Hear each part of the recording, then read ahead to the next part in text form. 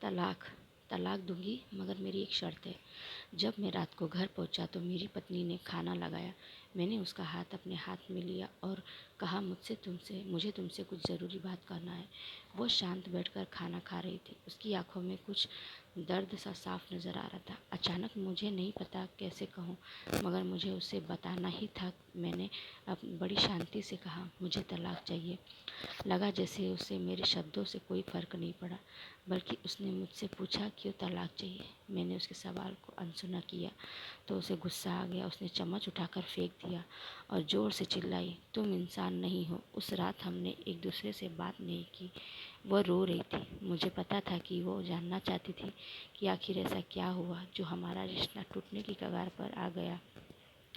पर मेरे लिए उसके सवालों का जवाब दे पाना नामुमकिन था। मैं अब किसी और से, प्रिया नाम था उसका, प्यार करने लगा हूँ। अब मुझे उससे प्यार नहीं रहा। मैंने उसे उसके बरसों के प्यार की सज़ा दी थी। भरे मन से मैंने तलाक के पेपर तैयार किए। उसमें लिखा था कि वह पूरा घर, कार और कंपनी की 30% शेयर ले सकती इस तलाक के बदले में। लेकिन उसने उन पेपर्स को देखा और उनके टुकड़े टुकड़े कर दिया, और वो औरत जिसने मेरे साथ जीवन के 10 बिताए थे, वो आज मेरे लिए अनजान हो चुकी थी। मुझे इन 10 साल का जो उसने मेरे लिए बर्बाद किए, मगर मैं क्या करूं। जो हो चुका उसे मैं बदल नहीं सकता था, क्योंकि मैं किसी और से, अपनी पत्नी से भी ज़्यादा प्यार करने लगा था। आखिरकार उसके सब्र का बांध टूट गया और वह फुट फुट कर मेरे सामने रोने लगी। मेरे लिए उसका रोना एक तरह से उसकी रिहाई का तरह था। तलाक के ये जो बात को कई दिनों से मुझे परेशान कर रही थी, अब बिल्कुल साफ़ हो चुकी थी।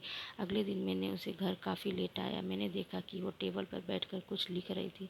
मैंने शाम का खाना नहीं खाया था, लेकिन फिर भी मैं सीधे ऊपर जाकर अपने कमरे में सो गया, क्योंकि पूरा दिन प्रिया के साथ रहने और कई जगह घूमने के बाद मैं थक गया था। वो शायद रात को उसी टेबल पर लिखते लिखते सो गई। सुबह उसने तलाक देने की शर्तें बताई। वो मुझसे सब कुछ लेना नहीं चाहती थी। उसे सिर्फ तलाक से पहले 1 महीने का समय चाहिए था।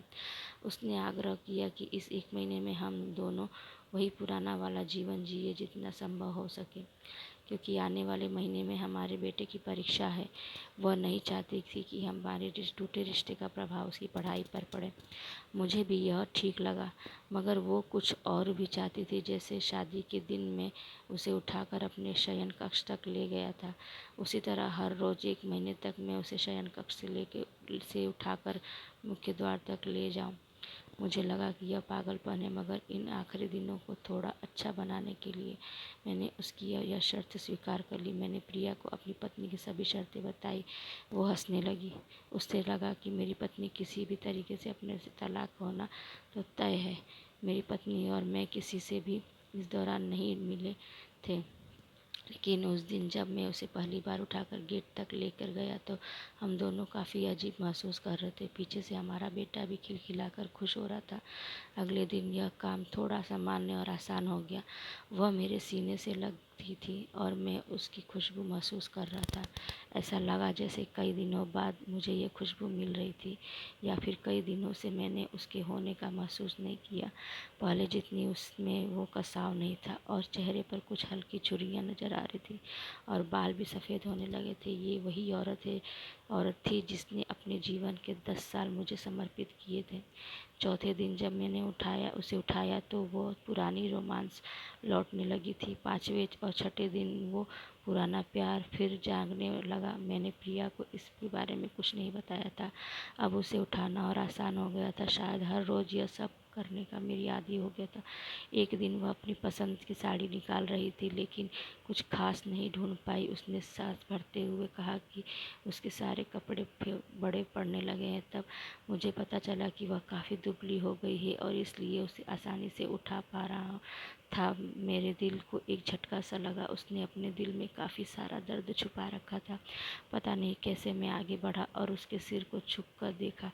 अचानक हमारा बेटा आ गया और बोला कि पापा, ये मम्मा को उठाकर बाहर ले जाने का समय हो गया है। उसके लिए अपने पापा द्वारा मम्मा को इस तरह उठाकर ले जाते हुए देखना जीवन का अभिन्न हिस्सा बन गया था। मेरी बीवी ने हमारे बच्चों को बुलाया और ज़ोर से उसे गले लगा लिया। मैंने अपना चेहरा दूसरी तरफ कर लिया। मुझे लगा कहीं मैं अपना निर्णय बदल न लूँ। मैंने अपनी पत्नी को रोज़ की तरह उठाया और बेडरूम से सिटिंग रूम होते हुए हॉल तक लाया। उसने प्यार से अपने दोनों हाथ मेरी गर्दन के आसपास रख दिए। मैंने उसे ज़ोर से पकड़ रखा था, बिल्कुल हमारे सुहागरात की तरह, मगर उसका इतना कम वज़न मुझे परेशान कर रहा था। महीने की आखिरी दिन जब मैंने उसे उठाया तो मेरे लिए एक कदम भी चल पाना मुश्किल हो रहा था। हमारा बेटा स्कूल जा चुका था। मैंने अपनी कार से ऑफिस गया और कार से कूद कर बाहर आ गया, बिना कार को लॉक किए। मुझे डर था कि अब एक पल की भी देरी मुझे इरादा बदल देगी। मैं ऊपर गया, प्रिया ने दरवाज़ा खोला और मैंने उससे कहा, सॉरी प्रिया, अब मैं अपनी पत्नी से तलाक नहीं लेना चाहता। उसने मुझे देखा और मेरे सिर पर हाथ फेर कर कहा, तुम्हें बुखार तो नहीं है? मैंने उसका हाथ हटाया और कहा, सॉरी प्रिया, अब मुझे अपनी पत्नी से तलाक नहीं चाहिए। हमारी शादीशुदा ज़िंदगी शायद हम दोनों के ध्यान न देने की वजह से बोरिंग हो गई थी, लेकिन इसका मतलब यह कतई नहीं कि हम एक दूसरे से प्यार नहीं करते। अब मुझे एहसास हुआ कि जिस दिन मैं उसे शादी करके अपने घर लाया था, उस दिन से जीवन के आखिरी दिन तक मुझे उसका साथ निभाना है। प्रिया के होश उड़ गए। उसने मुझे एक ज़ोरदार चांटा जड़ दिया मेरे मुंह पर। वह रोने लगी और दरवाज़ा अंदर से बंद कर लिया। मैं सीढ़ियों से नीचे उतरा और आकर अपने कार में बैठ गया। आगे एक फूल वाले की दुकान पर रुका और अपनी पत्नी की प्यारी के लिए एक सुंदर सा गुलदस्ता लिया। दुकानदार ने पूछा, इस पर क्या लिखना है? मैंने मुस्कुराते हुए कहा कि मैं तुम्हें जीवन के आखिरी दिन तक यूं ही उठाता रहूँगा, मेरी अर्धांगिनी। उस शाम जब मैं घर आया तो हाथों में गुलदस्ता लिए मेरे चेहरे पर एक मुस्कान थी। मैंने ऊपर अपने कमरे की तरफ भाग कर गया, लेकिन तब तक वह मुझे छोड़कर इस दुनिया से जा चुकी थी, हमेशा के लिए। वो कई महीनों से कैंसर से लड़ रही थी, लेकिन मैं प्रिया के साथ इतना खोया हुआ था कि कभी ध्यान ही नहीं था। उसे पता था वह जल्दी ही मुझे छोड़कर जाने वाली, इसलिए वह मुझे और मेरे बेटे के रिश्ते को टूटने से बचाना चाहती थी। मैं नीच उसे तलाक लेना चाहता था, लेकिन फिर भी उसने मुझे अपने बच्चे की नज़रों में एक प्यारा पति और पिता बना दिया। जीवन की छोटी बातें रिश्तों में बहुत बड़ी महत्व रखती हैं। बड़ा घर, बड़ी कार और बड़ा बैंक बैलेंस से खुशियाँ का हिस्सा ज़रूर बन सकते हैं, मगर अपने अपनों के बिना इनकी कोई कीमत नहीं। अगर यह कहानी पसंद